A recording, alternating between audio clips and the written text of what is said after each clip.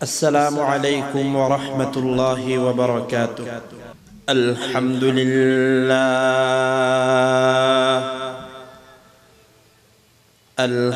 لله نحمده ونستعينه ونستغفره ونستهديه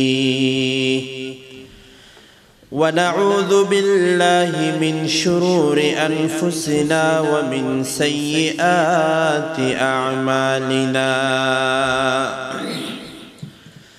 من يهد الله فلا مضل له ومن يضلله فلا هادي له.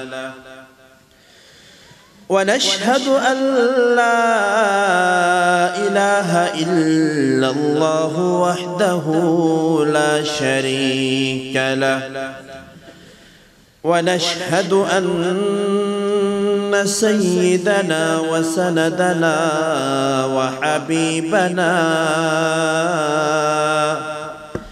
ومولانا وأولانا محمدا عبده ورسوله صلى الله تعالى عليه وعلى آله وأصحابه وبارك وسلم تسليما كثيرا كثيرا. أما بعد فأعوذ بالله من الشيطان الرجيم. بسم الله الرحمن الرحيم. اتل ما أوحي إليك من الكتاب وأقم الصلاة إن الصلاة تنهى عن الفحشاء والمنكر ولذكر الله أكبر والله يعلم ما تصنعون. صدق الله مولانا العظيم وصدق رسوله النبي الكريم ونحن على ذلك لمن الشاهدين والشاكرين والحمد لله رب العالمين. সূরা আনকাবুতের একটি আয়াত আমি আপনাদের সামনে তেলাওয়াত করেছি। 21 নম্বর পারার প্রথম পৃষ্ঠার প্রথম আয়াত আমি তেলাওয়াত করেছি। এই আয়াতে আল্লাহ তাআলা দুনিয়ার বান্দাদেরকে দুইটা নির্দেশ দিয়েছেন। কয়টা নির্দেশ দিয়েছেন একটু বলেন? দুইটা। আল্লাহ বলেন اتل ما أوحي إليك من الكتاب وأقم الصلاة إن الصلاة تنهى عن الفحشاء والمنكر ولذكر الله أكبر والله يعلم ما تصنعون. ও পয়গম্বর উতলু মা উহিয়া ইলাইকা মিনাল কিতাব, আমি আল্লাহ আপনাকে যে কিতাব দান করেছি, আমি আল্লাহ আপনার উপরে যে কিতাব নাজিল করেছি, ও চকরিয়ার মুসলমান বলেন দেখি সেই কিতাবের নাম কি? আল্লাহ তাআলা বলেন পয়গম্বর আপনি আপনার উম্মতের সামনে কোরআনের তেলাওয়াত করে শোনান। উতলু মা উহিয়া ইলাইকা মিনাল কিতাব, আপনি আপনার উম্মতের সামনে কোরআন থেকে তেলাওয়াত করে শোনান। এ মুসলমান, কোরআনের তেলাওয়াত করাটা অনেক বড় ইবাদত। আল্লাহ বলেছেন আপনি আপনার উম্মতের সামনে কোরআন তেলাওয়াত করে শোনান। বুঝা গেল কোরআন তেলাওয়াত করাটাও একটা স্পেশাল ইবাদত। কোরআন আপনি বুঝে পড়লেও সওয়াব, কোরআন না বুঝে পড়লেও সওয়াব আছে নাকি নাই বলেন? আগের জমানার কাফের চোরগুলা বলতো কোরআন তেলাওয়াত শুনবা না, কোরআনের তেলাওয়াত যেখানে হয় তারা সেখানে শুরু করে দিত। আর বর্তমান জমানার কতগুলা জালেম, কতগুলা ষড়যন্ত্রকারী বের হয়েছে, এরা তো ডাইরেক্ট বলে না কোরআনের তেলাওয়াত করিও না, এটা বলে না, বরং অন্য সিস্টেমে তারা বলে কোরআন অর্থ না বুঝে পড়লে কোনো সওয়াব নাই। এ মুসলমান, তাহলে কি বোঝা গেল? আগের জমানার আবু জেহেল, আবু লাহাব তারা ডাইরেক্ট বলতো কোরআন তেলাওয়াত করিও না। বর্তমান জমানায় যারা তাদের অনুসারী, যারা তাদের দালাল, তারাও আবু জেহেলের কথাই বলে কোরআন না বুঝে পড়লে কোনো সওয়াব নাই। আল্লাহর কসম, আগের জমানার আবু জেহেল আর বর্তমান জমানার ওই সমস্ত দালালদের মাঝে কোনো পার্থক্য নাই, ঠিক কি না বলেন?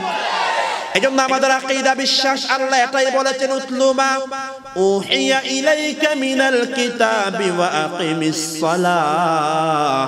আপনি আপনার উম্মতের সামনে কোরআনের তেলাওয়াত শুনিয়ে দেন। এ মুসলমান, কোরআনের তেলাওয়াতের ভিতরে এমন একটা পাওয়ার রয়েছে, কোরআনের তেলাওয়াতের ভিতরে এমন একটা শক্তি রয়েছে, যত শক্ত দিলের মানুষ হোক না কেন, যত কঠিন হৃদয়ের মানুষ হোক না কেন, তার সামনেও যখন কোরআন থেকে তেলাওয়াত করা হয়, ওই মানুষের অন্তরটাকে মোমবাতির মতো নরম বানিয়ে দেন কে? এজন্য কোরআন হলো বড় আশ্চর্য শক্তি। এই কোরআন হলো এত পাওয়ার, এই কোরআন হলো এত পাওয়ার। এ মুসলমান, ইংরেজরা, লাল কুত্তার বাহিনীরা আমাদের উপমহাদেশে 200 বছর আমাদের গোলাম বানায়া রাখছিল। কয়শো বছর? এই 200 বছর যখন তারা আমাদেরকে গোলাম বানিয়ে রেখেছিল, ওই জমানার মধ্যে ইংরেজরা চেয়েছিল যেন ভারতবর্ষ থেকে মুসলমানদেরকে ধ্বংস করে দিয়ে ভারতকে খ্রিস্টান রাষ্ট্রে পরিণত করা যায়। এ মুসলমান, আগের জমানার ইংরেজরা চেয়েছিল মুসলমানদেরকে ধ্বংস দিয়ে খ্রিস্টান রাষ্ট্র বানাতে। বর্তমান জমানার ভারতের জালেম মোদী সরকার, তার প্ল্যান হলো মুসলমানদেরকে ধ্বংস করে দিয়ে ভারতকে একটা হিন্দু রাষ্ট্র বানানোর প্ল্যান শুরু করেছে, ঠিক কিনা বলেন? কিন্তু মুসলমান, দুনিয়ার মধ্যে ভয় পাওয়ার কোনো কারণ নাই। ওই ইংরেজরা যেমন মুসলমানদেরকে ধ্বংস করতে পারে নাই, লক্ষ লক্ষ আলেমদেরকে শহীদ করে দিয়ে লক্ষ লক্ষ কোরআনের কপি আগুন দিয়ে জ্বালায়ও যেমন মুসলমানদেরকে ধ্বংস করতে পারে নাই, বর্তমান জমানার ওই মোদির যারা দালাল রয়েছে, হিন্দুত্ববাদী সরকার, তারাও যদি হাজারো ষড়যন্ত্র করে আল্লাহর জমিন থেকে মুসলমানদেরকে ধ্বংস করা দুনিয়ার কোনো বেঈমানের পক্ষেই সম্ভব হবে না, ঠিক না বলেন? এ মুসলমান, মুসলমান তো কোনো সাধারণ বিষয় না। আমরা তো কচুরি পানার সাথে বাসে আসি নাই, আমরা কচুরি পানার সাথে বেশে আসি নাই। আমাদের ইসলাম এত সহজ না, একটা ফু দিবেন আর ইসলাম ধ্বংস হয়ে যাবে তা না। এই ইসলাম তো হলো সেই ধর্ম যে ইসলামের গোড়ায় বেলালের মতো সাহাবীর রক্ত পড়েছে, যে ইসলামের গোড়ায় ওমরের মতো সাহাবীর রক্ত রঞ্জিত হয়েছে। এ মুসলমান, এই ইসলাম তো জমিনে ইসলাম এমনি আসে নাই। মুহাম্মদ বিন কাসিমের রক্ত ইসলামের জন্য পড়েছে। সুলতান মাহমুদ গজনবীর মতো এত বড় বিশ্ববিখ্যাত মুজাহিদ ইসলাম, ওনার মতো সেনাপতির রক্ত ইসলামের জন্য পড়েছে। শাহজালাল রাহমাতুল্লাহি আলাইহি, শাহ ফরাদ রাহমাতুল্লাহি আলাইহি, এত বড় বড় আল্লাহর ওলিদের রক্ত যে ইসলাম ধর্মের জন্য পড়েছে। দুনিয়ার মোদি কেন, আমেরিকার ট্রাম্প কেন, মায়ানমারের সূচি কেন, দুনিয়ার সব বেঈমানরা যদি একত্রিত হয়ে যায়, এই ইসলামকে হাজারো ষড়যন্ত্র করে এই ইসলামের শিকড়কে ধ্বংস করা সম্ভব হবে না, ঠিক কি না বলেন? এজন্য মুসলমান, দুনিয়ার বেঈমানদের ষড়যন্ত্র হলো যেন মুসলমানদেরকে কোরআন থেকে দূরে সরানো যায়। এজন্য ইংরেজরা যখন 200 বছর যখন ভারতবর্ষের জমিনে যখন তারা শাসন করেছিল, ইংরেজরা একবার পরামর্শের মধ্যে বসলো, ভারতবর্ষের জমিন থেকে সব মুসলমানদেরকে ধ্বংস করে দিতে হবে, একটা মুসলমানও যেন ভারতবর্ষের জমিনে না থাকে। এই সিদ্ধান্ত নেওয়ার পর হাজার হাজার আলেমদেরকে মুসলমান গাছের মধ্যে ঝুলিয়ে শহীদ করা হলো, শুনিতে দেওয়া হলো। নাউজুবিল্লাহ বলেন। হাজার হাজার আলেম এদেরকে শুলিতে চড়িয়ে হত্যা করা হলো। ও মুসলমান, আমাদের দুঃখ লাগে তখন যেই আলেমদের রক্তের কারণে আজকে আমাদের বাংলাদেশ, ভারত, পাকিস্তান স্বাধীনতা অর্জন করেছে। আজকে সেই আলেমদেরকে দেখলেই এক শ্রেণীর বুদ্ধিজীবী নামে শয়তান ওই আলেমদেরকে দেখলেই বলে এরা হলো রাজাকার, এরা হলো আলবদর, এরা হলো সন্ত্রাসী, ঠিক না? বড় করে বলেন। কতগুলা চোর বাটপার বের হয়ে রাস্তায় দাঁড়িয়ে তো দুইটা মিছিল করার শক্তি এদের নাই। মিছিল করার মতো মানুষ লাগবে তো, মিছিল কি এমনি একা একা করা যায়? এরা কি করে টেলিভিশনের পর্দার ভিতরে এসি রুমে বসে বসে টক শো করে আর মাথার ভিতরে শয়তানের বাক্স থেকে একটা একটা কথা বের করে, আসে না নাকি নাই বলেন? রাস্তায় একদিন মিছিল করলে বুঝতি মানুষের পায়ের জুতা একটাও মাটিতে পড়তো না, সব তোর গালের মধ্যে পড়তো, ঠিক কিনা বলেন? এই সমস্ত বুদ্ধিজীবীরা মাঝে মধ্যে বের হবে। এখন মার্চ মাস চলতেছে, বাংলাদেশের স্বাধীনতা মাস। বাংলাদেশের স্বাধীনতা দিবস কয় তারিখে? 26 তারিখ। এই স্বাধীনতা দিবস যখন আসবে, 16 ডিসেম্বর বিজয় দিবস যখন আসে, ওই মুরগি চোরাগুলা আস্তে আস্তে গর্ত থেকে মাথা বের করে কয়েকদিন পরে পরে বলে দাড়ি টুপিওয়ালারা জঙ্গি, কওমি মাদ্রাসা জঙ্গি প্রজনন কেন্দ্র, যারা নামাজ দোয়া পড়ে এরা জঙ্গি, এমন কতগুলা মুরগি চোরা আছে নাকি নাই বলেন? ওই সমস্ত বেঈমানরা জীবনেও বাংলাদেশের স্বাধীনতা বলেন, ভারতবর্ষের স্বাধীনতা বলেন, কোন সময় এরা কোন সময় দেশের জন্য এক ফোঁটা রক্ত দেয় নাই, বরং দালালদের সাথে হাত মিলিয়ে বেঈমানি করেছে, ঠিক কিনা বলেন? আজকে তারাই আমাদেরকে শিক্ষা দিতে আসে। আমাদের দেশে বলে না, চোরের মার কি গলা? বড় গলা। চোরের মা যদি বড় গলায় না বলে তাহলে তো তাকে চোর বলবে, এই জন্য সে আগে থেকেই বলে চোর চোর করে ডাক দেয়, যেন তাকে চোর বলে সন্দেহ না করে, কিন্তু আসল চোর হলো সেই। এজন্য মুসলমান, ইংরেজরা অনেক চেষ্টা করেছে মুসলমানদেরকে ভারতবর্ষের জমিন থেকে ধ্বংস করে দিবে। একবার ইংরেজ গোয়েন্দারা মিলে পরামর্শের মধ্যে বসলেন, মুসলমানদেরকে কিভাবে নিশ্চিহ্ন করে দেওয়া যায়, জমিন থেকে কিভাবে ধূলিসাৎ করে দেওয়া যায়। এই পরামর্শে বসার পর কয়েকজন ইংরেজ গোয়েন্দা পরামর্শ দিল, ও ইংরেজ সরকার, যতই মুসলমানদের আলেমদেরকে ধ্বংস করা হোক না কেন, কখনোই মুসলমানদেরকে ধ্বংস করা সম্ভব না, কারণ যতদিন মুসলমানদের হাতে কোরআনের মতো এত সুপার পাওয়ার রয়েছে, ততদিন পর্যন্ত মুসলমানদেরকে জমিন থেকে ধ্বংস করা সম্ভব হবে না। সুবহানাল্লাহ। ইংরেজ সরকার বলে, তাহলে মুসলমানদেরকে ধ্বংস কিভাবে করা যাবে, পরামর্শ দাও। কোন পলিসি অবলম্বন করলে মুসলমানদেরকে জমিন থেকে নিশ্চিহ্ন করে দেওয়া যাবে, তার পরামর্শ দাও। তখন ইংরেজ গোয়েন্দারা বলতে লাগলো, হে ইংরেজ সরকার, যদি ভারতবর্ষের জমিনে যত কোরআন রয়েছে, যত কোরআনের কপি রয়েছে, সবগুলা কোরআন আগুন দিয়ে জ্বালায়া দাও। যদি সবগুলা কোরআন আগুন দিয়ে জ্বালায়া দেওয়া হয়, তাহলে দেখা যাবে এক সময় মুসলমান জমিনের মধ্যে আর পাওয়া যাবে না। নাউজুবিল্লাহ। এ মুসলমান, তখন ইংরেজ সরকার রায় দিয়ে দিল, ভারতবর্ষের জমিনে যত কোরআন রয়েছে সবগুলা কোরআনের কপি আগুন দিয়ে জ্বালিয়ে দাও। সবগুলা কোরআন যতগুলা দোকানের মধ্যে পাওয়া যায় সবগুলা কোরআন আগুন দিয়ে জ্বালিয়ে দাও। ঘরের ভিতরে যত কোরআন রয়েছে সবগুলা কোরআন নষ্ট করে দাও। মসজিদ মাদ্রাসায় কোরআন তেলাওয়াত করা যাবে না, দোকানে কোরআন বিক্রি করা যাবে না। ভারতবর্ষের জমিনে যেখানে কোরআন পাওয়া যাবে সেখানেই ধ্বংস করে দাও। কোরআন তেলাওয়াত করাটাকেও অপরাধ বলে গণ্য করা হবে।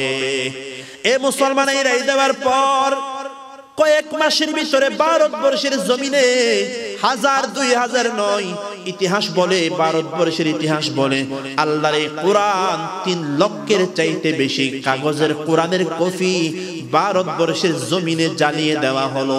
নাউজুবিল্লাহ বলেন। কয় লক্ষ? 3 লক্ষ। বুঝেন? 3 লক্ষ। 3 লক্ষের মতো বেশি কপি, কোরআনের কপি জ্বালিয়ে দেওয়া হলো। মুসলমানদের যখন কোরআন রাখাটা বড় অপরাধ বলে বিবেচিত হতো, বর্তমান সময়েও দেখা যায় অনেক সময় অনেক মানুষদেরকে গ্রেফতার করে বলে জিহাদি বই পাওয়া গেছে, জিহাদি বই পাওয়া গেছে। দেখা যায় জিহাদি বইয়ের মধ্যে অনেক সময় ফজাইল আমল আছে, কি আছে? জিহাদি বইয়ের মধ্যে অনেক সময় ফজাইলে তাবলীগও আছে, ফজাইলে সাদাকাতও আছে। এগুলো কি জিহাদের বই? আর কোরআন হাদিসে জিহাদ আছে নাকি নাই? জিহাদের বই থাকার কারণে যদি গ্রেফতার করার প্রয়োজন হয় সব মুসলমানকে গ্রেফতার করতে হবে। কেন? প্রত্যেকের ঘরে বাড়িতে কোরআন শরীফ আছে নাকি নাই? যেই ঘরে কোরআন শরীফ নেই সেটা কি মুসলমানের ঘর? কোরআন শরীফের ভিতরে জিহাদের আয়াত আছে নাকি নাই? বই লাগে, বলেন জিহাদের আয়াত আছে নাকি নাই? কোন মুসলমান দেখেন তো উলামায়ে কেরাম অনেক বসা, কোন মুসলমান যদি জিহাদকে অস্বীকার করে সে মুসলমান থাকবে না, কাফের হয়ে যাবে। তাহলে জিহাদি বই রাখার অপরাধে গ্রেফতার করা হলে তো সব মুসলমানকে গ্রেফতার করা দরকার। প্রত্যেকের বাড়িতে কোরআন আছে নাকি নাই? এজন্য ভাইরা, জিহাদকে যারা খারাপ বলবে মনে করবেন ইমানের ভিতরে দুর্বলতা আছে, ঠিক কিনা বলেন? জিহাদ করতে না পারেন মনের ভিতরে তো আশা রাখা লাগবে, আল্লাহ যদি কোনো সময় জিহাদের প্রয়োজন হয় জিহাদ করার জন্য রেডি থাকতে হবে, ঠিক কিনা বলেন? রাসূল বলেছেন, আমার উম্মতের যেই নরনারী জমিনে জিহাদও করবে না, মনের ভিতরে জিহাদ করার আশাও থাকবে না। একটা হলো জিহাদ করা আর একটা হলো জিহাদ করার আশা পোষণ করা। জিহাদও করে নাই, জিহাদের আশাও পোষণ করে নাই। রাসূল বলেন ওই ব্যক্তি মুনাফিক হয়ে মৃত্যুবরণ করবে। নাউজুবিল্লাহ। মুনাফিক হয়ে মরতে চান নাকি মুসলমান হয়ে মরতে চান? মুসলমান হয়ে মরতে চাইলে জিহাদের আশা অন্তরের ভিতরে রাখতে হবে। বাংলাদেশের যত প্রশাসনের বাইরে রয়েছেন তাদের মনেও রাখতে হবে। সব ইমানদার যারা মুসলমান বলে দাবি করে সবার মনের ভিতরে এই তামান্না রাখতে হবে, আল্লাহ যদি কোনো সময় জিহাদ যদি সত্যিকার ভাবে ফরজ হয়ে যায়, আমরা আমাদের সব কিছু বাদ দিয়ে জিহাদ করার জন্য রেডি আছি নাকি নাই বলেন? এজন্য মুসলমান ভাইয়েরা, ওই যে ভারতবর্ষের জমিনে যখন কোরআনের কফিগুলো আগুন দিয়ে জ্বালিয়ে দেওয়া হয়, এমন সময় একদিন এক মুসলমানের সাথে একজন খ্রিস্টান গোয়েন্দার বন্ধুত্ব ছিল, রিলেশনশিপ ছিল, বন্ধুত্ব ছিল, সম্পর্ক ছিল। খ্রিস্টান গোয়েন্দার সাথে মুসলমানের বন্ধুত্ব ছিল, গভীর সম্পর্ক। একবার চার দোকানে ওই মুসলমানের সাথে খ্রিস্টান বন্ধুর আলাপ হতে লাগলো চায়ের দোকানে। খ্রিস্টান গোয়েন্দা মুসলমান বন্ধুর দিকে তাকিয়ে বলে, মুসলমান ভাই, আগামী কয়েক বছর পরে মুসলমানই পাওয়া যাবে না দুনিয়াতে। বলে কেন? বলে আমরা যেই হারে কোরআনগুলো আগুন দিয়ে জ্বালিয়ে দেওয়া শুরু করেছি, 2-3 বছর পরে তো তোমরা তিলাওয়াত করার জন্য কোরআনই পাবে না। তখন মুসলমান বন্ধু হেসে বলে, ও খ্রিস্টান বন্ধু, তোমরা যেই কোরআনের কফিগুলো আগুন দিয়ে জ্বালিয়ে দাও সবগুলা হলো মৃত কোরআন, মুর্দা কোরআন। কি কোরআন?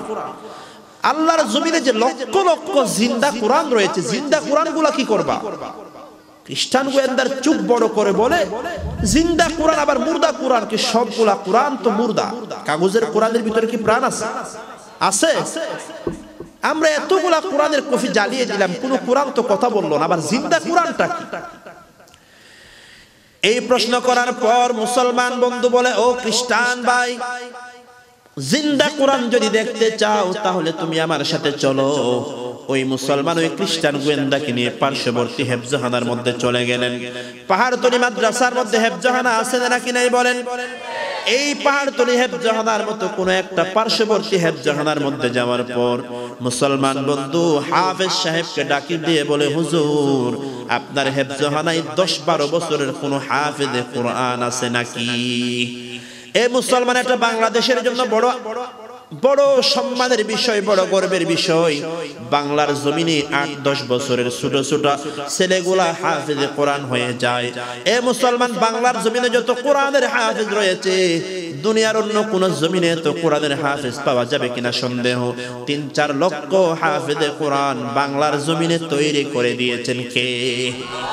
কিন্তু আমাদের বড় আশ্চর্য লাগে, এই হাফেজে কোরআনরা যখন বিশ্বের জমিনে বিভিন্ন দেশে প্রতিযোগিতা হয়, কম্পিটিশনে যায়,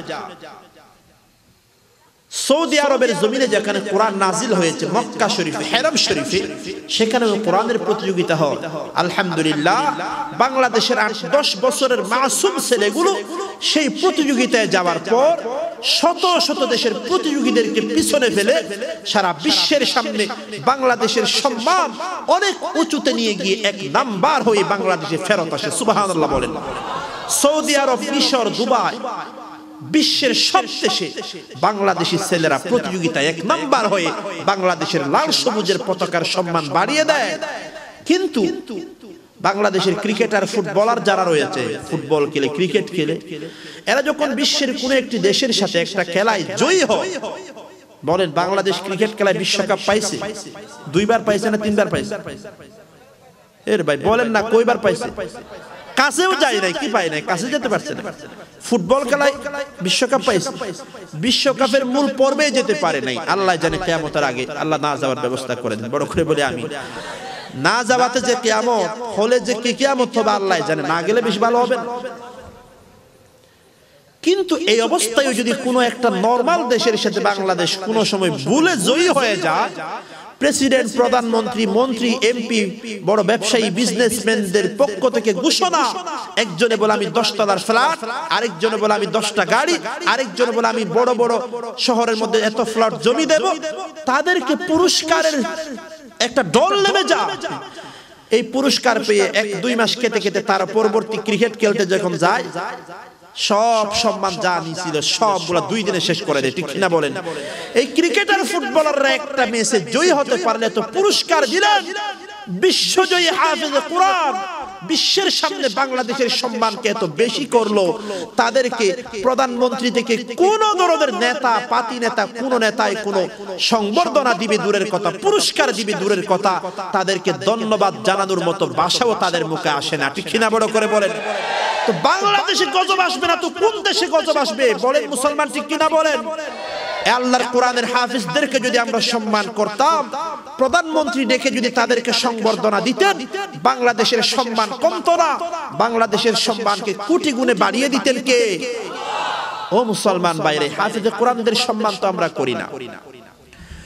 ওই মুসলমান ওই খ্রিস্টান বন্ধুকে নিয়ে এমন একটা হেফজখানার মধ্যে চলে গেলেন।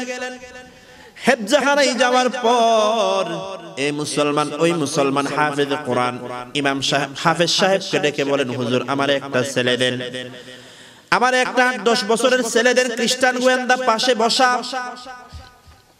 হাফেজ সাহেব হুজুর যখন একটা ছেলে যখন দিলেন, ওই মুসলমান বন্ধুটা ওই হাফেজ কোরআনকে ডাক দিয়ে বলে, ও মাসুম সন্তান, দয়া করে আমাদেরকে একটু কোরআনের তেলাওয়াত করে শোনাও। ওই হাফেজে কোরআন যখন একটা চেয়ারে বসে আল্লাহর কোরআন থেকে যখন তেলাওয়াত শুরু করলেন, আলহামদু থেকে যখন তেলাওয়াত শুরু করলেন, মুসলমান বন্ধু বসা, খ্রিস্টান গোয়েন্দা বসা, ওই হাফেজে কোরআন যখন আল্লাহর কোরআন থেকে তেলাওয়াত শুরু করে 1 পারা 2 পারা তেলাওয়াত করে বন্ধ হয় না। এমন ভাবে তেলাওয়াত করতে করতে 10 পারা 20 পারা এমন ভাবে তেলাওয়াত করতে করতে আল্লাহর কোরআনের 30 পারা এক বসার মধ্যে শুনিয়ে দিল। সুবহানাল্লাহ।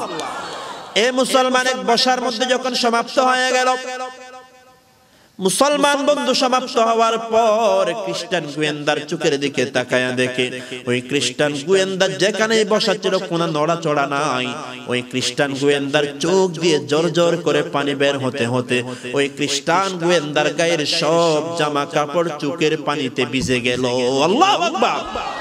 মুসলমান বন্ধু ডাক দিয়ে বলে, খ্রিস্টান ভাই, তুমি কোরআনের তেলাওয়াত শুনে কেন কান্না করলা? কোরআনের তেলাওয়াত কি করেছে তুমি কি বুঝতে পেরেছো নাকি? এই প্রশ্ন করার পর খ্রিস্টান গোয়েন্দা ডাক দিয়ে বলে, না না না, আমি কোরআনের একটা শব্দ একটা অক্ষর বুঝতে পারি নাই। বলে, তুমি কোরআনের একটা শব্দ না বুঝলেও কান্না কেন করলা? এই প্রশ্ন করার পর খ্রিস্টান গোয়েন্দা চোখের পানি ছেড়ে দিয়ে বলে, কোরআনের একটা শব্দ না বুঝলে কি হবে? কোরআনের একটা শব্দ যখন ওই মাসুম ছেলের জবান দিয়ে যখন বের হয়, মনে হয় যেন আমার সিনার মধ্যে একটা তীর মারা হয়। এমন ভাবে একটা শব্দ বের হয়, আমার সিনার মধ্যে তীর মারা হয়। এমন ভাবে মুসলমান একটা শক্ত পাথরের উপর যখন কয়েক মাস পর্যন্ত যখন পানি পড়তে থাকে, ওই শক্ত পাথরটাও ভেঙে টুকরা টুকরা হয়ে যায়, ঠিক না? ওই খ্রিস্টান গোয়েন্দা বলে, এমন ভাবে অবস্থা আমার অন্তরের হয়ে গেল, ওই মাসুম ছেলে যতই কোরআনের তেলাওয়াত করে তত বেশি আমার অন্তরটা মোমের মতো নরম হয়ে যায়। এক সময় ওই কোরআনের তেলাওয়াত শুনতে শুনতে আমার অনিচ্ছা সত্ত্বেও আমার চোখ দিয়ে পানি বের হওয়া শুরু হয়ে গেছে। আল্লাহু আকবার। তখন মুসলমান বন্ধু বলে, এ খ্রিস্টান গোয়েন্দা ভাই, আমি তোমাকে এগুলাই তো বলেছিলাম, যতগুলা কোরআনের কফি আগুন দিয়ে জ্বালিয়ে দিয়েছিলাম সবগুলা কোরআনের কফি হলো মুর্দা কোরআন। মুসলমানের মাসুম ছেলেদের সিনার ভিতরে যে কোরআন রয়েছে, ওই পুরো হাফেজটাই হলো একটা একটা জিন্দা কোরআন। তোমরা যদি কাগজের কফি সবগুলা যদি আগুন দিয়ে জ্বালিয়ে দাও, তবু আল্লাহর জমিন থেকে কোরআনকে ধ্বংস করা সম্ভব হবে না, ঠিক কিনা বলেন? কারণ মুসলমানের সিনার ভিতরে যে হাফেজ কোরআনের সিনার ভিতরে এই যে কোরআনের কফিগুলো আল্লাহ তাআলা মানুষের সিনার ভিতরে ঢেলে দিয়েছেন, এই কোরআনের কফিগুলো ধ্বংস করার ক্ষমতা কারো নাই। এজন্য মুসলমান ভাইরা, মুসলমানদের জন্য সবচেয়ে বড় শক্তির জায়গা হলো কোরআন। মুসলমানের সম্পর্ক যখন কোরআনের সাথে ছিল, মুসলমানের সম্পর্ক যখন কোরআনের সাথে ছিল, ওই মুসলমানদেরকে দুনিয়ার কোনো বেঈমান পরাজিত করতে পারে না, ঠিক কিনা বলেন? সৈয়দুনা উমর বলতেন, নাহনু কওমুন আ'আজ্জানাল্লাহু বিল ইসলামি ওয়া বিল কুরআন ফাইযা বাতাগাইনাল ইজ্জাতা বিগাইরিল ইসলামি ওয়া বিগাইরিল কুরআনি আদাল্লানাল্লাহ। উমর রাদিয়াল্লাহু আনহু বলতেন, আমরা হলাম এমন একটা জাতি যাদেরকে আল্লাহ তাআলা সম্মান দিয়েছিলেন ইসলাম এবং কোরআনের মাধ্যমে। আমরা যখন ইসলাম এবং কোরআনকে বাদ দিয়ে যখন সম্মান তালাশ করব, দুনিয়ার জমিনে কোনো সম্মান আমরা পাবো না, বরং দুনিয়ার জমিনে আমাদেরকে লাঞ্ছিত আর অপদস্থ হতে হবে। ঠিক কিনা বলেন? তাহলে খ্রিস্টান গোয়েন্দা বলে, ও মুসলমান, আমার তো আজকে আশ্চর্য লাগলো, আমি একজন খ্রিস্টান মানুষ, সারা জীবনে তোবার বাইবেল তেলাওয়াত করলাম, সারা জীবনে তোবার বাইবেলের তেলাওয়াত শুনলাম, এতবার বাইবেল নিজে পড়লাম শুনলাম, কখনো আমার চোখ দিয়ে এক ফোঁটা পানিও বের হয় নাই। আজকে তোমাদের কোরআন আমি শোনার পর আমার চোখকে আমি কন্ট্রোল করতে পারি নাই, নিয়ন্ত্রণ করতে পারি নাই। আমি আজকেই বুঝতে পারলাম, আসমানের নিচে জমিনের উপর কোন সত্য কিতাব যদি জমিনে থেকে থাকে, ওই কিতাব আল্লাহর কোরআন ছাড়া আর কোনো কিতাবই হতে পারে না। সুবহানাল্লাহ। তখন খ্রিস্টান বন্ধু ডাক দিয়ে বলে, ও মুসলমান ভাই, হাতটা বাড়ায়া দাও, আমাকেও তোমার ধর্ম ইসলামের ভিতরে দাখিল অন্তর্ভুক্ত করে নাও। এই কথা বলে খ্রিস্টান বন্ধু মুসলমানের হাতে হাত রেখে মুসলমান হয়ে গেলেন। সুবহানাল্লাহ। তাহলে কোরআন না বুঝে পড়লেও লাভ আছে নাকি নাই বলেন? কোরআন বুঝে পড়লে সওয়াব আছে, বেশি সওয়াব আছে, কোনো সন্দেহ নাই। কিন্তু যারা বলবে কোরআন না বুঝে পড়লে কোনো লাভ নাই, এটা হয়তো তারা চরম মূর্খ হওয়ার কারণে এই কথা বলবে, আর না হলে তারা ইসলামের এক নাম্বার দুশমন ছাড়া আর কিছু নয়। ঠিক না বলেন? এই আয়াতে আল্লাহ তাআলা ঈমানদারদেরকে কয়টা নির্দেশ দিয়েছিলেন স্মরণ নাই? কয়টা? পিছনের ভাইরা পাহাড়ের উপর বসে তো নিচে নামতে চায় না, নিচে মাঝখানে জায়গা ফাঁকা রাখলে মাঝখান দিয়ে শয়তান, নিষ্ঠার শয়তান বসে যাবে। কে বসে যাবে? এই জন্য মেহেরবানি করে একটু নিচে নামেন, আল্লাহর রহমত নিচের দিকে বেশি আসে। যেভাবে পাহাড়ের উপর বসছে, আমাদের তো ভয় লাগে, সামনে নিচে বসেন ইনশাআল্লাহ। আল্লাহ তাআলা বসার তৌফিক নসিব করেন, বড় করে বলি আমিন। এক নাম্বার নির্দেশ আল্লাহ তাআলা দিয়েছেন, বেশি বেশি কোরআনের তেলাওয়াত করেন। আপনারা কোরআনের তেলাওয়াত করেন তো? ঘরের ভিতরে যা কোরআন রয়েছে সবগুলা কোরআন তো মাসার উপরে রাখছে, সেই বাবা রাখছিল, এই ধরেও দেখে নাই। এটা কোরআন না, কাজী নজরুল ইসলামের বাংলা বই, এটাও জানে না। কিন্তু কোরআনের তেলাওয়াত করতে হবে। কোরআনের তেলাওয়াত করলে ঈমানদারের অন্তরে যত নেফাক, যত গুনাহ রয়েছে, সবগুলা গুনাহকে পবিত্র করে দেন কে? শুদ্ধ করে কোরআনের তেলাওয়াত করব। আল্লাহ তাআলা দ্বিতীয় নম্বর নির্দেশ দিলেন, ওয়াকিমিস সালাহ। ও পয়গম্বর, দ্বিতীয় নম্বর নির্দেশ হলো আপনি নামাজ কায়েম করেন, নামাজ প্রতিষ্ঠা করেন। আল্লাহ তাআলা বলেছেন নামাজ পড়েন, আল্লাহ এমন বলেন নাই। আল্লাহ বলেছেন নামাজ কায়েম করেন। এ মুসলমান, আমাদের দেশে আমরা অনেকে নামাজ পড়ি কিন্তু নামাজ কায়েম করি না, প্রতিষ্ঠা করি না। মন গড়া নামাজ পড়ি। আল্লাহ নবী মসজিদে নববীতে বসা, একজন সাহাবী আসলেন, নামাজ পড়লেন। নামাজ পড়ে যখন রাসূলকে যখন সালাম দিলেন, আল্লাহর রাসূল বলেন, সল্লি ফাইন্নাকা লাম তুসল্লি, তুমি নামাজ পড়ো, কেন না তুমি নামাজ পড়ো নাই। আল্লাহর নবী এই কথা বলার পর সাহাবী আবার গিয়ে নামাজ পড়লেন। দ্বিতীয়বার নামাজ পড়ার পর রাসূল আবার বললেন, হে আমার সাহাবী, সল্লি ফাইন্নাকা লাম তুসল্লি, তুমি আবার নামাজ পড়ো, কেন না তুমি নামাজ পড়ো নাই। সাহাবী আবার নামাজ পড়লেন, রাসূল আবার বললেন, আবার নামাজ পড়ো। সাহাবী তৃতীয়বার পড়ার পরে বলেন, ইয়া রাসূলুল্লাহ, দয়া করে আমাকে নামাজটা শিখিয়ে দেন, কারণ আমি এর চাইতে ভালো নামাজ পড়তে জানি না। আল্লাহর নবী তখন নামাজ শিখাইয়া দিলেন। নামাজ যখন তুমি পড়বা, নামাজে দাঁড়ানোর পরে মনে করবা তুমি দাঁড়িয়েছো কার সামনে, বড় করে বলেন। আল্লাহ বলেন শুধু নামাজ পড়লে হবে না, কদ আফলাহাল মুমিনুনা আল্লাযীনা হুম ফি সালাতিহিম খাশিউন। নামাজ পড়লে হবে না, নামাজে যখন দাঁড়াবা মনে করবা দুনিয়ার কোনো মানুষের সামনে দাঁড়াও নাই, আমি নামাজের মধ্যে দাঁড়ালাম কার সামনে বলেন। উলামায়ে কেরাম বলেন নামাজে দাঁড়ানোর পরে মনে করবেন আপনি দাঁড়িয়েছেন আল্লাহর সামনে, আপনি দাঁড়িয়েছেন পুলসিরাতের উপর, আপনি দাঁড়িয়েছেন, আপনার ডানে রয়েছে জান্নাত, বামে রয়েছে জাহান্নাম, আপনার সামনে হলো আল্লাহ, পিছনে হলো আজরাইল। আপনি যেই নামাজ পড়েন এটা হলো আপনার জীবনের শেষ নামাজ। এমন মনোভাব নিয়ে কোনো মুসলমান যদি একটা সিজদাও দিতে পারে, এমন একটা চিন্তা নিয়ে যদি আল্লাহর জমিনে আপনি যদি একটাও সিজদা দিতে পারেন, রাসূল বলেন লা সাজদাতুন ওয়াহিদা খায়রুম মিনাদ দুনিয়া ওয়া মা ফিহা। এমন একটা সিজদা জমিনের মধ্যে দেওয়া পুরো দুনিয়ার চাইতেও আল্লাহর কাছে দামি। সুবহানাল্লাহ। এমন একটা সিজদায় আপনার জীবনের সমস্ত গুনাহ মাফ করানোর জন্য যথেষ্ট হয়ে যাবে। আর যদি মন গড়া সারা জীবন যদি নামাজ পড়েন, ও মুসলমান, আমাদের সমাজে অনেক মানুষ আছে নামাজও পড়ে গুনার কাজও করে, আছে না নাকি নাই বলেন? এমনি তো তালাশ করলে দেখা যাবে বাংলাদেশে শতকরা 95% নামাজের গুরুত্বই নাই। নামাজ কি পড়বে, গুরুত্বই নাই। কয়েক পার্সেন্ট আমরা যারা পড়ি, আমাদের ভিতরেও দেখা যাবে অধিকাংশের নামাজ রাসূল যেভাবে বলেছেন সল্লু কামা রাআইতুমুনি উসাল্লি, আমি যেভাবে নামাজ পড়েছি সেভাবে নামাজ পড়ো, রাসূলের মতো নামাজ দেখা যাবে দুই একজনও পাওয়া যাবে না, ঠিক কিনা বলেন? এজন্য এটা আমরা নামাজও পড়ি, দুনিয়ার সব দুই নাম্বারই কাজও করি, আছে না নাকি নাই বলেন? নামাজও পড়ে চুরিও করে, ডাকাতিও করে, আছে না নাকি নাই? আল্লাহ বলেন নামাজ পড়ো, সুন্দরভাবে নামাজ পড়লে কি হবে? ইন্নাস সালাতা তানহা আনিল ফাহশাই ওয়াল মুনকার। যদি নামাজ সুন্দরভাবে পড়ো, নামাজ দুইটা কাজ থেকে মানুষকে বাঁচাবে, ফাহশা অশ্লীল কাজ, কি কাজ? ওয়াল মুনকার গর্হিত গুনাহের কাজ। আমাদের সমাজে অশ্লীল কাজ আছে না নাকি নাই বলেন?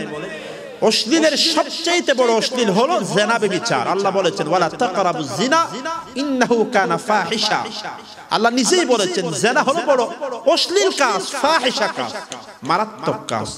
আচ্ছা বলেন, আমাদের সমাজে জিনা, ব্যভিচার, এই ধরনের অশ্লীলতার কাজ আমাদের সমাজে আছে না নাকি নাই বলেন? এজন্য মুসলমান আল্লাহ তাআলা বলেন ওয়া আকিমিস সালাহ, এ পয়গম্বর সমাজের মধ্যে নামাজ প্রতিষ্ঠা করেন, নামাজের বিধান আপনি জারি করে দেন। ইন্নাস সালাতা তানহা আনিল ফাহশাই ওয়াল মুনকার। নামাজ যখন পড়ে, নামাজ ওই বান্দাকে অশ্লীল কাজ হতে হেফাজত করবে। সুবহানাল্লাহ। এজন্য ওমর রাদিয়াল্লাহু আনহুর জামানায় একজন ব্যক্তি একজন মহিলাকে ইফটিজিং করত। ইফটিজিং করে না, রাস্তায় দাঁড়িয়ে দাঁড়িয়ে মহিলাদেরকে দেখলে শীষ মারে, মহিলাদেরকে দেখলে শীষ মারে, মাটির বিভিন্ন ধরনের পাথর নিক্ষেপ করে। ইফটিজিং আমাদের সমাজে আছে না নাকি নাই? ইসলামের বিধান যদি কার্যকর হতো, যারা মহিলাদেরকে এমন উত্তক্ত করত, এমন কয়েকজনকে যদি শাস্তি দেওয়া হতো, যুবকরা তখন ভয় পেয়ে যেত, বলে এদেরকে জ্বালাতন করা যাবে না। নারী নির্যাতনের কেস করলে এটা রায় হবে 5 মাস পরে, ততদিনে তো কত মহিলার ইজ্জত নষ্ট করে ফেলে। এজন্য ইসলামের বিধান বড় চমৎকার বিধান। আজকে তো জিনা ব্যভিচার করলে ধরা পড়লেও কয়েকটা সাজা হয়, টাকা পয়সা থাকলে জেল থেকে চলে আসে, গরিব মানুষ হলে তো কোনো সাজা ছাড়াও জেলে মরে। কিন্তু ইসলামের বিধান, জিনা যদি প্রমাণিত হয় 80টা দুর্রা মারতে হবে, 80টা পাথরের, 80টা বেতের বাড়ি মারবেন। অবিবাহিত হলে, বিবাহিত হলে 100টা, একেবারে পাথর মেরে হত্যা করা। আচ্ছা বলেন, ইসলাম যখন এই জিনা ব্যভিচারের এই বিধান যখন বর্ণনা করেছে, দুনিয়ার বেঈমানরা তখন বলা বলি শুরু করলো, বলে ইসলাম বর্বর ধর্ম। কি ধর্ম? ইসলাম মানুষকে জুলুম করেছে, জিনা ব্যভিচার করলে তো কঠিন শাস্তি দিতে হবে। ও মুসলমান, না, আল্লাহ কোরআনে বলেছেন ওয়ালাকুম ফিল কিসাসি হায়াত। এই যে মানুষকে পাথর মেরে হত্যা করা হবে, তার মধ্যে বিশ্ববাসীর জন্য শিক্ষা রয়েছে। আমাদের দেশে ক্রস ফায়ার দেওয়া হয় না? রাতের বেলা ক্রস ফায়ার দিলে সমুদ্রের পাশে ফেলে দেওয়া হয়। কে মারছে কেউ জানে? পুলিশও স্বীকার করে না, র্যাবও স্বীকার করে না, বলে লাশ পাওয়া গেছে, অমুকের লাশ, বন্দুক যুদ্ধে মারা গেছে। জেলখানার ভিতরে ফাঁসি দেওয়া হয়। ইসলামের বিধান এমন না। ইসলাম বলে না, কেউ যদি বিবাহিত পুরুষ জিনা যদি সাব্যস্ত হয়, তাকে পাথর মেরে হত্যা করবা, জেলখানার ভিতরে না, ঘোষণা দিতে হবে আগামী 20 তারিখ কক্সবাজার স্টেডিয়ামে অমুক ব্যক্তির জিনা প্রমাণিত হওয়ার কারণে তাকে হত্যা করা হবে। আপনাদের সবাইকে সাদর আমন্ত্রিত। কি আমন্ত্রিত? ফুটবল খেলায় আমন্ত্রণ জানান, এমন ভাবে আমন্ত্রণ জানাবে। হাজার হাজার মানুষ যখন আসবে, হাজার হাজার মানুষের সামনে জিনা করার অপরাধে, নির্দোষ মানুষকে হত্যা করার অপরাধে তাকেও যখন হত্যা করা হবে, ক্রস ফায়ার দেওয়া হবে, এই দৃশ্য যখন হাজার হাজার মানুষ দেখবে, তখন ওই মানুষগুলা যখন পরবর্তীতে জিনা করার জন্য মনে আসবে, কাউকে মানুষকে মার্ডার করার ইচ্ছা যখন মনে আসবে, তার ব্রেইনে চলে আসবে না, না, এটা করা যাবে না, কারণ আমি যদি অপরাধ করি আমাকেও তো হাজার হাজার মানুষের সামনে হত্যা করা হবে। ঠিক কিনা বলেন? একজনকে হত্যার কারণে পুরো মানব জাতি এই হত্যা থেকে বেঁচে যাবে। আল্লাহ এটাই বলেছেন ওয়ালাকুম ফিল কিসাসি হায়াতুন ইয়া উলিল আলবাবি লাআল্লাকুম তাত্তাকুন। আল্লাহ বলেন পাথর মেরে যে হত্যা করা হবে, তোমাদের কাছ থেকে যে কিসাস নেওয়া হয়, তার ভিতরে বিশ্ববাসীর জন্য হায়াত রয়েছে। একজনকে হত্যা করে পুরো মানব জাতিকে শিক্ষা দেওয়া হলো। আমাদের দেশে যে ক্রস ফায়ার দেওয়া হচ্ছে তার দ্বারা কোনো লাভ হচ্ছে না। এত মানুষকে ক্রস ফায়ার দেওয়া হলো, ইয়াবা ট্যাবলেট, গাঁজা, এগুলার ব্যবসা কমতেছে না বাড়তেছে? প্রতিদিন বাড়তেছে মিয়া। টেকনাফ থেকে কক্সবাজার আসার পথে 20 জায়গায় চেকপোস্ট বসানো, তারপরেও প্রতিদিন হাজার হাজার ট্যাবলেট ধরা পড়ে। আপনি এমন ব্যবসায়ী 2-1টাকে হাজার মানুষের সামনে ক্রস ফায়ার দিয়ে দেখবেন দেশে মাদকের ব্যবসা অটোমেটিক কমে যাবে, ঠিক কিনা বলেন? এজন্য মুসলমান ভাইয়েরা, আল্লাহ তাআলা বলেন, সমাজ থেকে যদি জিনা ব্যভিচার বন্ধ করতে চাও, নামাজকে বাধ্যতামূলক করে দাও, নামাজকে বাধ্যতামূলক করে দাও। এই মুসলমানের দেশে সমাজের মধ্যে নামাজকে বাধ্যতামূলক করলে দুনিয়ার কারো কথা বলার কোনো সুযোগ নাই, ঠিক কিনা বলেন? মুসলমান নামাজ পড়বে না তো কে পড়বে? এজন্যই তো সৌদি আরবে মুসলমান আইন রয়েছে, আজান হওয়ার পরে কোনো দোকান খোলা রাখা যাবে না, আজান হওয়ার পরে রাস্তাঘাটে ঘোরাফেরা করা যাবে না, আজান হওয়ার পরে সব মুসলমানকে যেতে হবে কিসের দিকে? মুসলমানগুলা যখন হাইয়া আলাস সালাহ, হাইয়া আলাল ফালাহ এই ঘোষণা শোনার পর মানুষগুলা যখন মসজিদের দিকে যায়, আল্লাহ তাআলা তখন ওই বান্দাদের উপর রহমত বর্ষণ করে নেবেন। এই মুসলমান ভাইরা, আমাদের বাংলাদেশে মুসলমানদের অবস্থা কত খারাপ হয়ে গেল দেখেন। জুমার নামাজ যখন হয় তখন হাজার হাজার দোকান খোলা থাকে, ঠিক কিনা বলেন? 5 ওয়াক্ত নামাজের কথা বাদেই দিলাম, সপ্তাহে একবার জুমার নামাজ পড়ার জন্য আমরা যাই না। অনেক মুসলমান এমন আছে ঈদের নামাজও পড়ে না, আছে নাকি নাই বলেন? এই মুসলমান নামাজ পড়ো না, তারপরেও কেমনে নিজেকে ইমানদার বলে দাবি করো? আল্লাহর রাসূল তো হাদিসের মধ্যে কঠিন ধমকি দিয়েছেন, মান তারাকাস সালাতা মুতাআম্মিদান ফাকাদ কাফার। যেই ব্যক্তি ইচ্ছা করে নামাজ ছেড়ে দেয়, আল্লাহর রাসূল বলেন ওই ব্যক্তি কাফের হয়ে যায়। নাউজুবিল্লাহ। যদিও হাদিসের ব্যাখ্যাকারীগণ এটার ব্যাখ্যা করেছেন, সরাসরি কাফের না হলে কি হবে, নামাজ ছাড়তে ছাড়তে ছাড়তে এক সময় ওই বান্দা কাফেরের মতো আচরণ করতে করতে সে একদিন কাফের হয়ে যাবে। নাউজুবিল্লাহ। এজন্য না আল্লাহ কোরআনের মধ্যে বলেছেন, নামাজ পড়লে অশ্লীল কাজ থেকে হেফাজত করবেন কে? বলেন বড় করে, কে হেফাজত করবেন? সৈয়দনা ওমরের জমানায় এক ব্যক্তি একজন মহিলাকে ইফতিজিং করত, রাস্তার মধ্যে বিরক্ত করত। ওই মহিলাকে যুবক একদিন প্রস্তাব দিল, মহিলা চলো তুমি আমাকে বিয়ে করে ফেলো, আমার সাথে বিয়ে করো। মহিলা দেখলো এই বেটার চরিত্র ভালো না, এটার সাথে বিয়ে করা যাবে না। তখন ওই মহিলা একটা শর্ত দিল, কন্ডিশন দিল, আমি তোমাকে বিয়ে করবো, একটা শর্ত আছে, তুমি যদি 40 দিন লাগাতার ওমরের পিছনে তাকবীর উলার সাথে নামাজ পড়তে পারো। কই দিন? 40 দিনের একটা আলাদা পাওয়ার আছে না নাকি নেই? তাবলীগে চিল্লা লাগায় 40 দিন। কই দিন? বলে 40 দিনের একটা আলাদা শক্তি আছে। মুসা আলাইহিস সালাম তুর পাহাড়ে গিয়েছিলেন 30 দিনের জন্য। আল্লাহ বলেন মুসা 10 দিন বাড়ায়া দাও। 30 কে 10 দিয়ে বাড়ালে 40, এক চিল্লা হয়ে যায়। কই চিল্লা? 40 এর একটা আলাদা পাওয়ার রয়েছে। আল্লাহ রাসূল বলেছেন, যেই ব্যক্তি তাকবীর উলার সাথে 40 দিন নামাজ পড়বে, আল্লাহ তাআলা ওই বান্দার নাম মুনাফিকের লিস্টে থেকে বান্দার নামটা কেটে দিবেন। সুবহানাল্লাহ। জাহান্নামের লিস্টে থেকে বান্দার নামটা কেটে দেওয়া হবে। সুবহানাল্লাহ। এজন্যই তো তাবলীগের মুরব্বীরা বলেছেন 40 দিন চিল্লা লাগাও, তাকবীর উলার সাথে প্রথম কাতারে নামাজ পড়ো, তাহলে মুনাফিকের লিস্টে থেকে নাম কাটা যাবে, জাহান্নামের লিস্টে থেকে নাম কাটা যাবে। সুবহানাল্লাহ। ওই মহিলা শর্ত দিল, রে যুবক, তোমাকে আমি বিয়ে করতে পারবো, তবে একটা শর্ত রয়েছে, 40 দিন তুমি ওমরের পিছনে তাকবীরে উলার সাথে নামাজ পড়বা। যুবক বলে, এটা আবার কেমন শর্ত? এটা একটা সাধারণ শর্ত, আমি এই শর্ত মানার জন্য রাজি। ওই যুবক তার পরের দিন থেকে আজান হওয়ার পরে প্রথম কাতারে দাঁড়ায়া সৈয়দনা ওমরের পিছনে নামাজ আদায় করতেন। একদিন 2 দিন করে যখন নামাজ আদায় করে, কয়েকদিন নামাজ আদায় করার পর যুবকের মনে চিন্তা আসলো, আমি যে ওমরের পিছনে তাকবীরে উলার সাথে নামাজ পড়ি, আমি তো নামাজ পড়ার উদ্দেশ্য হলো ওই মহিলাকে বিয়ে করা। এত কষ্ট করে নামাজ একটা মহিলাকে বিয়ের জন্য কেন পড়বো? তখন ওই যুবকের মনে চিন্তা আসলো, আমি আর মহিলাকে বিয়ের জন্য নামাজ পড়বো না, আমি আমার আল্লাহ মালিককে রাজি করার জন্যই নামাজ পড়বো। সুবহানাল্লাহ। কুল ইন্না সালাতি ওয়া নুসুকি ওয়া মাহইয়ায়া ওয়া মামাতি লিল্লাহি রাব্বিল আলামিন। আমার নামাজ হবে একমাত্র কার জন্য? আমার কুরবানি কার জন্য? আমার জীবন মরণ নিবেদিত হবে কার জন্য? এ মুসলমান যুবকের মনে ভয় চলে আসলো, একজন সাধারণ মহিলাকে বিয়ের জন্য কেন নামাজ পড়বো, আমি তো আমার মালিককে খুশি করার জন্য নামাজ পড়বো। কয়েকদিন পরে তার নিয়তটা চেঞ্জ করে ফেললেন, পরিবর্তন করে ফেললেন। এ মুসলমান যখন একদিন 2 দিন করে 40 দিন যখন ওমরের পিছনে যখন যুবক নামাজ পড়লো, ওই মহিলা মনে মনে চিন্তা করলো এখন তো যুবককে বিয়ে করা দরকার। তখন ওই মহিলা যুবকের কাছে প্রস্তাব পাঠালেন, যুবককে ডাক দিয়ে বলে, যুবক তোমাকে আমি শর্ত দিয়েছিলাম 40 দিন ওমরের পিছনে নামাজ পড়বা, তুমি যেহেতু আমার শর্ত পূরণ করেছো, এখন তুমি আমার সাথে বিবাহ করতে পারো। এ মুসলমান তখন যুবক ডাক দিয়ে বলে, রে মহিলা, প্রথমেই যদিও তোমার সাথে বিয়ে করার নিয়তে আমি নামাজ পড়া শুরু করেছিলাম, কিন্তু মাঝখানে আমার নিয়তটা চেঞ্জ হয়ে গেল। আমি আর তোমার জন্য নামাজ পড়ি নাই, আমার মালিককে রাজি করার জন্য নামাজ পড়েছি। তোমার সাথে বিয়ে করার কোনো প্রয়োজন আমার নাই। সুবহানাল্লাহ। এই মুসলমান ভাইয়েরা, এজন্য দুনিয়ার মধ্যে যত আইন করা হোক না কেন, মুসলমান কত আইন করা হোক না কেন, দুনিয়ার জমিন থেকে দুর্নীতি, 2 নম্বরি, বাটপারি, চিটারি বন্ধ করা সম্ভব হবে না।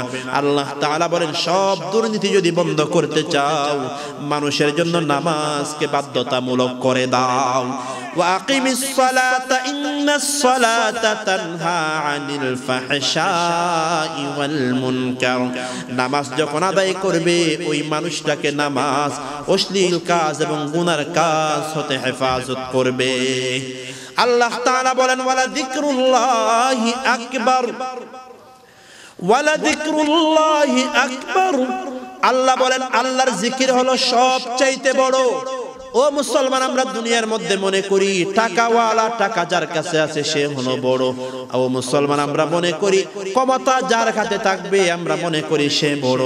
আল্লাহ বলেন, না না না, আল্লাহর কাছে টাকা বড় নয়, আল্লাহর কাছে ক্ষমতা বড় নয়, আল্লাহর কাছে চেহারার সৌন্দর্য বড় নয়, আল্লাহর কাছে দুনিয়ার কোনো দাপট, দুনিয়ার ক্ষমতা বড় নয়।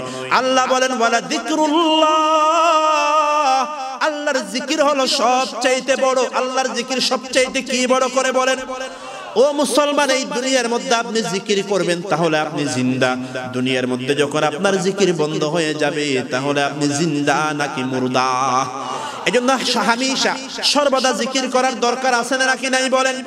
ও মুসলমান, সহজ সহজ যে জিকিরগুলো আছে আমরা শিখে নেব। রাসূল বলেছেন, আমার উম্মতের যেই নরনারী ডেইলি 100 বার একটা জিকির করবা, 100 বার এই জিকির করবে, লা ইলাহা ইল্লাল্লাহু মুহাম্মাদুর রাসূলুল্লাহ। আল্লাহর রাসূল বলেন, যেই বান্দা ডেইলি 100 বার এই কালিমাটা পড়বে। এই মুসলমান, হারবাঙের মুসলমান, বলেন দেখি, আসমান আর জমিনের মাঝখানে দূরত্ব আছে না নাকি নাই? কম না বেশি? 1 কিলোমিটার হবে? না না, 1 কিলোমিটার হবে না। কত কিলোমিটার হবে এটা আল্লাহ জানে। 1000 কিলোমিটারের কম হবে না, বেশি হবে, ঠিক না? আল্লাহর রাসূল বলেন, আমার উম্মতের যেই নরনারী 100 বার এই জিকিরটা পড়বে, তামলাউ মা বাইনাস সামাই ওয়াল আরদি। বুখারীর বর্ণনা। আল্লাহর রাসূল বলেন, আসমান জমিনের মাঝখানে যে বিশাল, মা বোনদেরকে দাওয়াত দিবেন তো?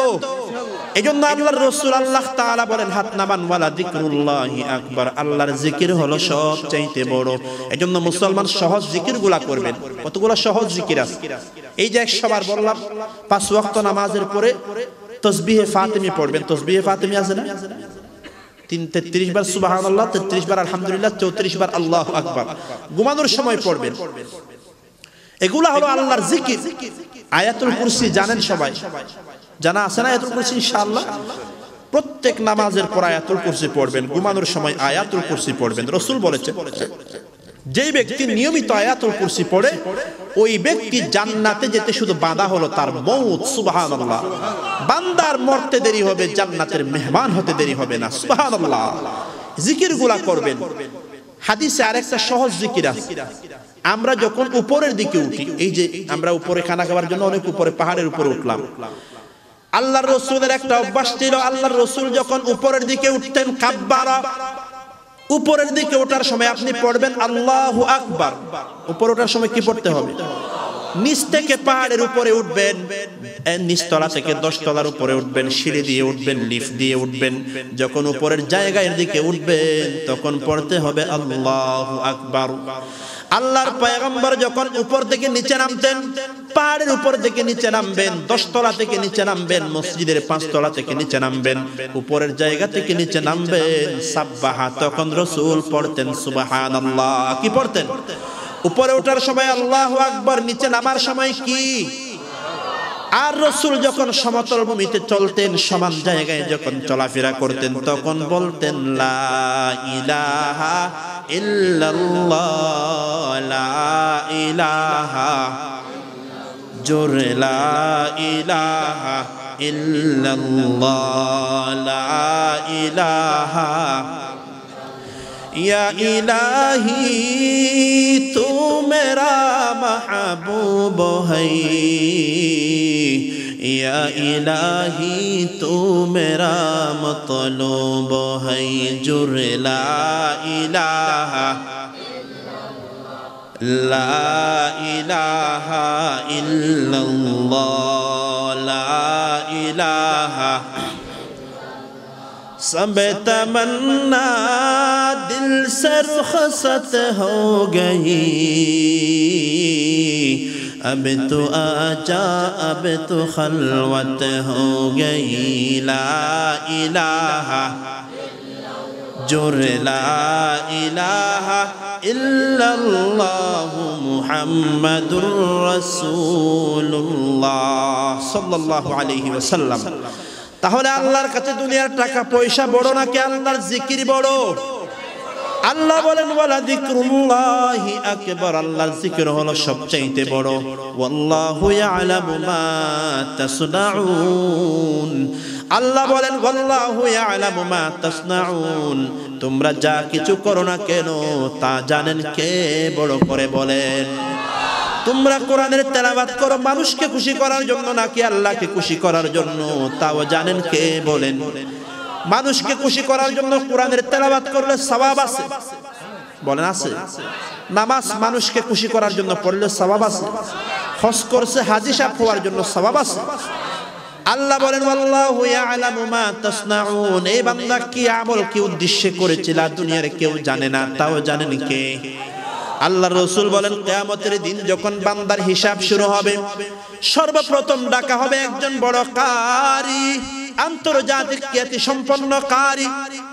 কারিকে ডাকার পর আল্লাহ তাআলা বলবে, রে বান্দা, আমি আল্লাহ তোকে এত সুন্দর একটা কণ্ঠ দিয়েছিলাম, তোর কণ্ঠের তেলাওয়াত শুনে হাজার হাজার মানুষ একত্রিত হয়ে যেত। আমি আল্লাহ এত সুন্দর কণ্ঠ দিয়েছিলাম রে বান্দা, আমার দেওয়া কণ্ঠ দিয়ে তুই কি করলি? এই কথা বলার পর ওই আন্তর্জাতিক খ্যাতি সম্পন্ন কারি বলবে, রে আল্লাহ, আমি আমার এই সুন্দর কণ্ঠ দিয়ে তেলাওয়াত শোনায়া শোনায়া অনেক মানুষকে মুসলমান বানিয়েছি। আমার এই তেলাওয়াত শুনে মানুষেরা কান্না শুরু করে দিত, আমার তেলাওয়াত শুনে হাজার হাজার বেপরদা মহিলা পর্দাওয়ালা হয়ে যেত, আমার এই তেলাওয়াত শুনে হাজার হাজার যুবকরা দাঁড়িয়ে রেখেছিল। আল্লাহ, এই কথা বলার পর আল্লাহ তাআলা বলবে, কাযাবতা ইয়া আব্দি, এই বান্দা তুই মিথ্যা কথা বললি, তুই মিথ্যা কথা বললি। তুই তো কোরআনের তেলাওয়াত আমি আল্লাহকে খুশি করার জন্য করো নাই, তুমি দুনিয়ার মধ্যে কোরআনের তেলাওয়াত করেছিলা যেন মানুষ তোমাকে বড় কারি বলে। তুমি দুনিয়ার মধ্যে কোরআনের তেলাওয়াত করেছিলা যখন তুমি যেন তুমি বিশ্ববিখ্যাত কারি হতে পারো। আমি আল্লাহকে খুশি করার জন্য তুমি কোরআনের তেলাওয়াত করো নাই, মানুষকে খুশি করার জন্য কোরআনের তেলাওয়াত করেছিলা। দুনিয়ার মধ্যে এটা হয়ে গেল, আজকে তোমার জন্য কোনো বিনিময় নাই।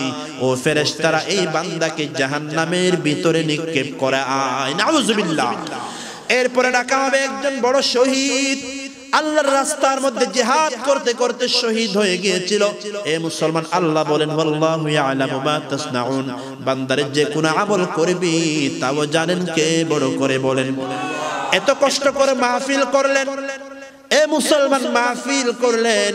মাহফিল করার উদ্দেশ্য যদি হয় বেশি মানুষ একত্রিত করা, মাহফিল করার উদ্দেশ্য যদি হয় পার্শ্ববর্তী আরেকটা মাহফিল হয়েছিল, ওই মাহফিলটাকে পরাজিত করা।